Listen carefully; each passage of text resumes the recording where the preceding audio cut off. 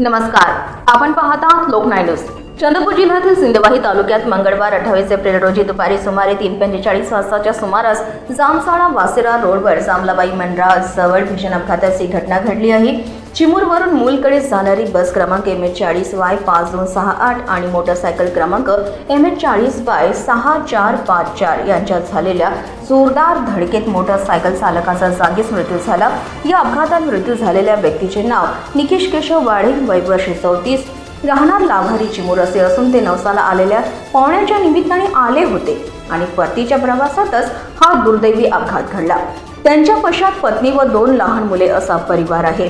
घटनेची माहिती मिळताच सिंदवाही पोलीस तात्काळ घटनास्थळी दाखल झाले। पोलीस निरीक्षक कांचन पांडे यांच्या मार्गदर्शनाखाली पोलीस हवालदार दर्शन लाटकर आणि पोलीस अंमलदार रामदास निलेवार यांनी पंचनामा करून पुढील कारवाई सुरू केली आहे।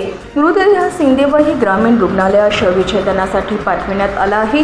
मात्र सायंकाळी 6 नंतर काही तांत्रिक अडचणी निर्माण झाल्यामुळे शवविच्छेदन प्रक्रिया बुधवार करण्यात येणार आहे। या घटनेमुळे परिसरात शोककळा पसरली असून पुढील तपास सिंदवाही पोलीस करत आहेत। लोकनाय न्यूज, रोशन खानकुळे, सिंदवाही।